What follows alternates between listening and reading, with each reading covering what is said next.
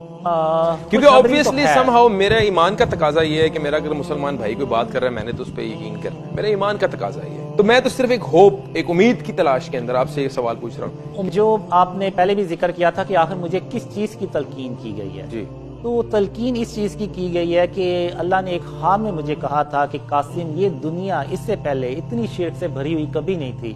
جتنی یہ آج شرک سے بھری ہوئی ہے۔ کیا بات ہے، یہ بات ویسے ایک بات ہے کہ ایویڈنٹ بھی ہے یہ بات معاشرے کے اندر، یہ بات معاشرے کے اندر شرک بہت عام ہے جی، اللہ تعالیٰ کے علاوہ ہر بندہ جو ہے وہ اس نے اپنے معبود بنائے ہوئے ہیں اور بالکل بڑے زیادہ فرعونیت ہے ہمارے معاشرے کے اندر، اور کافی زیادہ جو ہے نا وہ ایک میں سمجھتا ہوں توحید کا درس دینے کی ہمیں ضرورت ہے، لوگوں کو بتانے کی ضرورت ہے۔ اب شرک صرف یہ نہیں کہ اللہ کے ساتھ کسی کو شریک ٹھہرانا، اب یہ جو ہم نے آرٹ اور کلچر کے نام پہ اور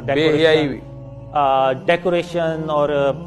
زینت کے نام پہ ہم نے جو اسٹیچوز بنائے ہوئے ہیں، جو بت بنائے ہوئے ہیں، آپ ہاؤسنگ سوسائٹیز کو دیکھ لیں، انہوں نے اپنی بیوٹی کے لیے، اپنی ہاؤسنگ سوسائٹی کی بیوٹی کے لیے اسٹیچوز بنائے ہیں، بت بنائے ہوئے ہیں۔ اب یہ بت ویسے ہی بت تھے جو خاتم النبیین محمد صلی اللہ علیہ وسلم نے فتح مکہ کے موقع پہ توڑے تھے، اور آپ اگر دیکھیں تو خانہ کعبہ کا سائز اتنا بھرا نہیں کہ اس میں 360 بھرے سائز کے بت آئے، اس میں چھوٹے اس سائز کا بھی کوئی بت ہوگا، اور اس سائز کا اگر کسی نے کوئی اسٹیچو اپنے گھر میں رکھا ہوا ہے، کوئی ڈیکوریشن پیس اپنے گھر میں رکھا ہوا ہے، تو وہ